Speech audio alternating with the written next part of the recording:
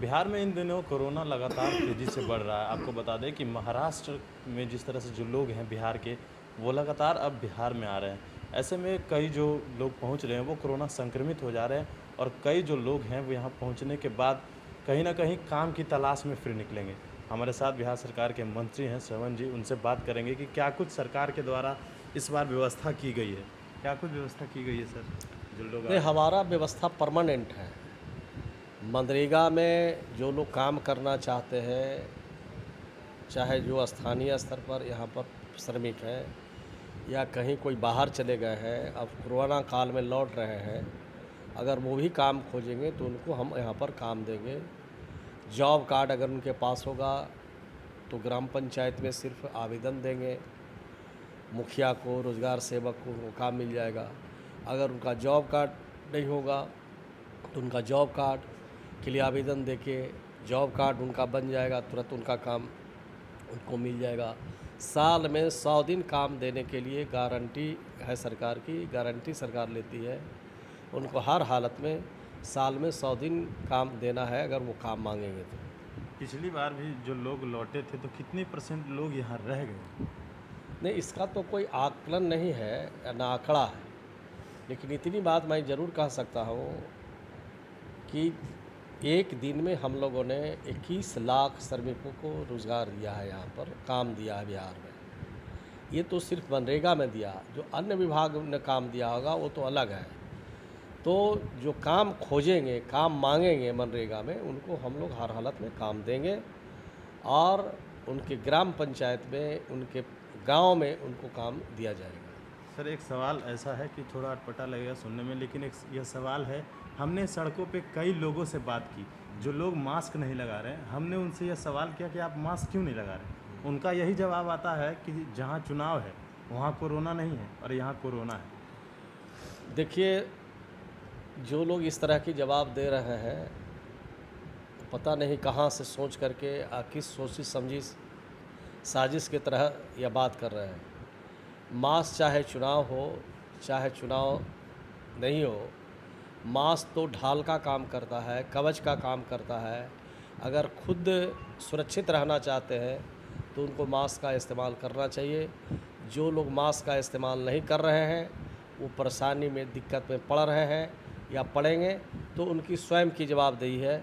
लेकिन अपील करना चाहते हैं कि लोगों को मास्क लगाना चाहिए, चाहे गांव में हो, चाहे शहर में हो, चाहे बाज़ार के लिए जाएं, चाहे ऑफिस के लिए जाएं, हर हालत में मास्क का उपयोग किया जाना चाहिए। एक सवाल है कि आप बंगाल भी गए हैं, बंगाल की क्या स्थिति? वहाँ दिन प्रतिदिन लगातार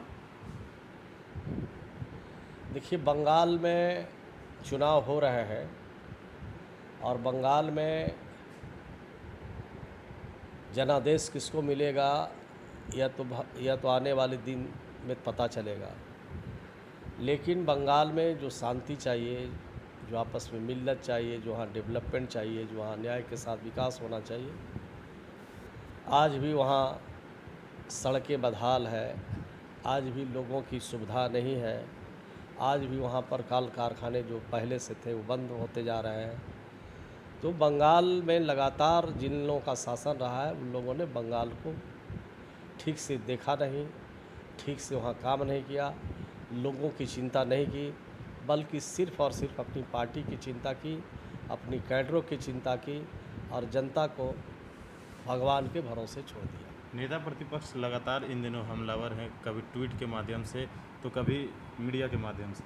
क्या लगता है, जिस तरह से बात कर ले लॉ एंड ऑर्डर की या बेरोजगार को लेकर, लगातार ये हमलावर है? वो तो चलता रहता है। नेता प्रतिपक्ष को सार्थक सुझाव भी कुछ देना चाहिए। सिर्फ और सिर्फ कमी ही सिर्फ नहीं उनको दिखे, कैसे उस कमी को दूर किया जा सकता है, इसके बारे में भी उनको बताना चाहिए। अभी तो कोरोना काल है, कोरोना काल में भी थोड़ा नेताओं को संयम बरतना चाहिए।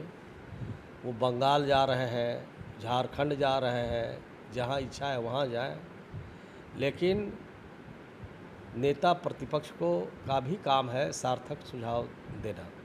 एक आखिरी सवाल रहेगा कि बंगाल में जिस तरह से ममता बनर्जी पर चुनाव आयोग ने एक दिन के लिए प्रचार करने से रोक लगाया, तो इस पर नेता प्रतिपक्ष ने कहा है कि बीजेपी जो चुनाव आयोग है वो बीजेपी आयोग हो गया है। ये किस तरह की अब वो तो ज़्यादा पढ़े लिखे लोग हैं, जानकार लोग हैं, वो जो कहते हैं उनको देश की जनता उसका जवाब देगी। लेकिन मैं इतना बात ज़रूर कह सकता हूँ कि राजनीति में हिंसा का कोई जगह नहीं है, राजनीति में हिंसा का कोई स्थान नहीं होना चाहिए।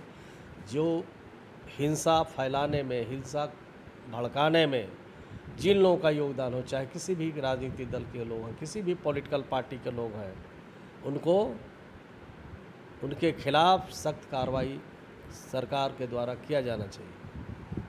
तो ये थे हमारे साथ मंत्री श्रवण जी, जिन्होंने बताया कई सवाल थे कोरोना से रिलेटेड, और नेता प्रतिपक्ष तेजस्वी यादव ने कल कहा था कि जिस तरह से बात कर ले चुनाव आयोग के बारे में, उन्होंने कहा था कि अब बीजेपी आयोग हो गया। और भी अपडेट्स देंगे बने इन्फॉर्मेशन के साथ। कैमरा पर्सन नीरज के साथ मैं रंजन सिंह, पटना।